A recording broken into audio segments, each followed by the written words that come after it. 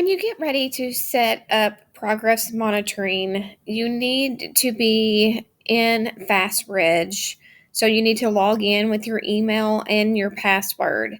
If you don't have an email and password, you need to go through our login procedures and you have that login QR code to help you with that. So once you log in, you're going to be in your specialist view. If you have already started on writing your PLEP, you may already be in teacher view. But to set up progress monitoring, either view would be okay. I recommend going into teacher view because when you set up progress monitoring under specialist view, you're going to get to view all students. And that's a lot of students to try to go through.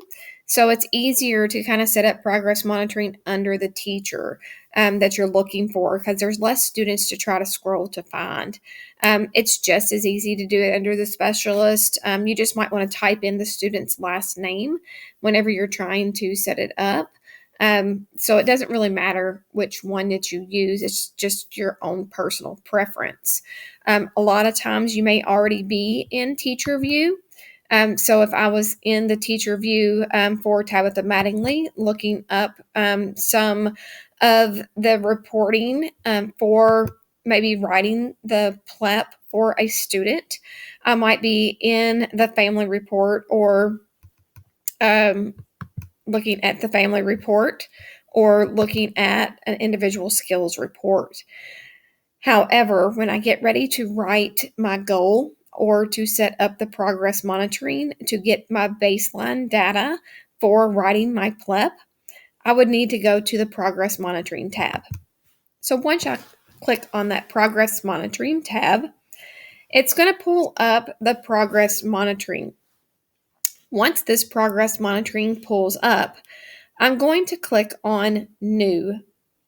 The new over on the right-hand side is going to allow me to click a new setup for intervention or a new progress monitoring goal.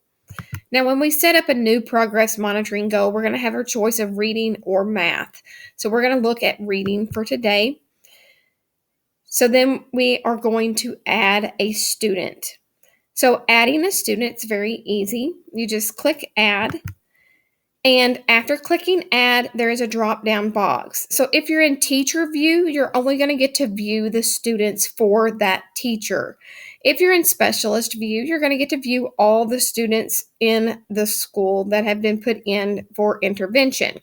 So you can do the drop-down box and you can see all the students, or you can type in the student last name, whichever one you want to do. If there's more students than you're looking for, it's whichever one makes it easiest for you. So you can scroll down and click on the one that you would like to use and then hit confirm or type in the last name. Then you move on to progress monitoring setup. In the progress monitoring setup, you're going to choose the assessment that you want to use. In choosing the assessment that you want to use, you need to make sure that you have done some progress monitoring in that section. So for example, if I chose CBM Reading English, I know this student has not done CBM Reading English. It is not part of this student's universal screener. I did not screen this student in CBM Reading English, so I will not get a baseline. However, I will click on CBM Reading English just so that you can see what happens if I do choose that for this student. So I'm going to choose that, and I'm going to go ahead and put in for my monitoring user. That's going to be me. So I'm going to type in Carmen because it's easier just to find me that way than it is to try to find me in the drop-down box. I'm going to start with Form 1 and a fast goal, which is recommended. Now, start and end dates are going to vary. Start and end dates usually go with the IEP. So if you're writing an IEP, you're going to go with the start date of the IEP and the end date of the IEP. However, this can change. If a student meets a goal, or if you're amending an IEP and changing a goal, your start date may not match with the IEP. It still may be the ending date of the IEP, but it may not be the beginning date of the IEP. So if you're doing an amendment to an IEP and just adding a goal in, that might make a difference. Or if you're starting up progress monitoring for an IEP goal, maybe a student has a fluency goal and you just want to start using FastBridge as a monitoring tool for a goal that you already have written, then you might want to just start with a date, like at the beginning of the school year, and go until the ending date of an IEP. So that's something that you could do as well. So your start and end dates are going to vary. But if you're doing a new IEP and you're just starting, I would recommend that you do the start date and end date of the IEP. If for some reason that a student meets their IEP goal, you could always end a progress monitoring early. So you could always make that end date go out longer than you need it to go, but you can't make it go any longer than a year. So I'll show you how that goes. So, for example, I'm writing this IEP for this student, and this student's IEP is going to be starting August the 20th. And so the end date for this IEP would be August the 19th of 2024. So I could go in and it will show me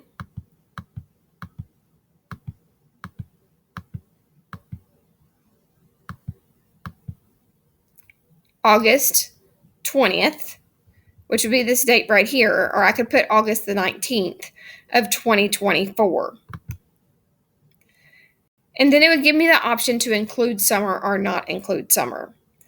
Now, since I know that school usually starts at the very beginning of this time, and I probably would not have time to monitor, I would probably change this date to May. Just because I know that I'm probably going to have an IEP meeting in May due to the end of the year checklist being in May. So I would probably change this to be at the end of May and make it like May 17th. And then my frequency would be once per week. So then that sets up my progress monitoring. However, that doesn't tell me everything I need to know. It does set everything up, but it's going to give me the goal. So then it gives me the level. It's supposed to give me a screening score, a start score, a weekly gain, and a goal. However, like I said, I did not screen this student for this CBM reading.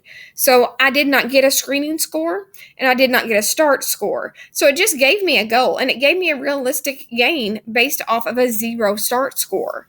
So without screening my student, without having baseline, I'm not going to get a realistic goal because I know that this student can read better than that. I know my student.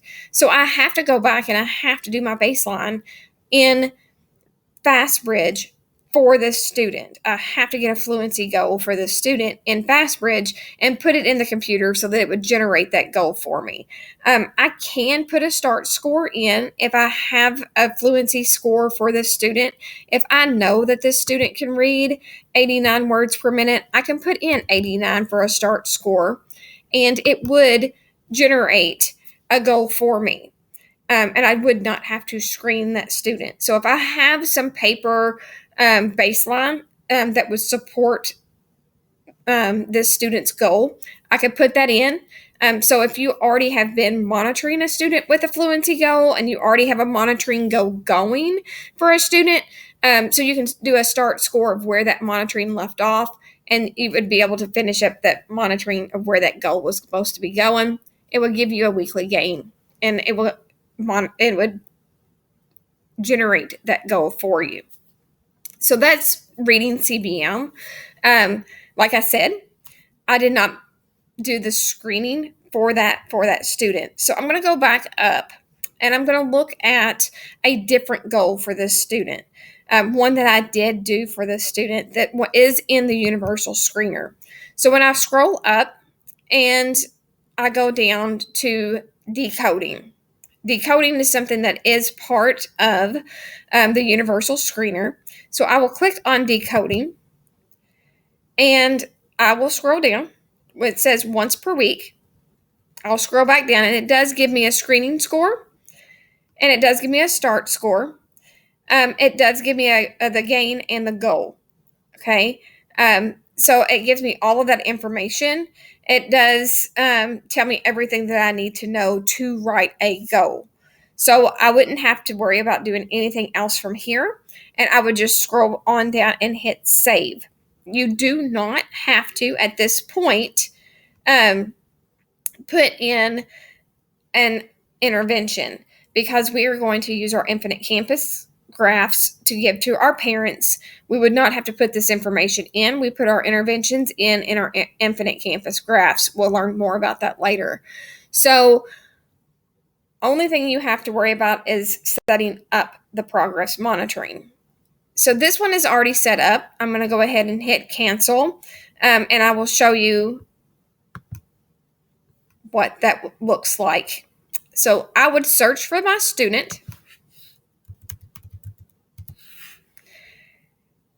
and then it looks like this. And then you can see where they have the different goals set up, and then they have where you can start the progress monitoring. And you have the different forms that you can start with the progress monitoring. And hopefully that will help you as far as being able to set up a progress monitoring for a student. Now, if you go to Training and Resources tab at the top and scroll down to the very bottom, you will find that there is a training for progress monitoring.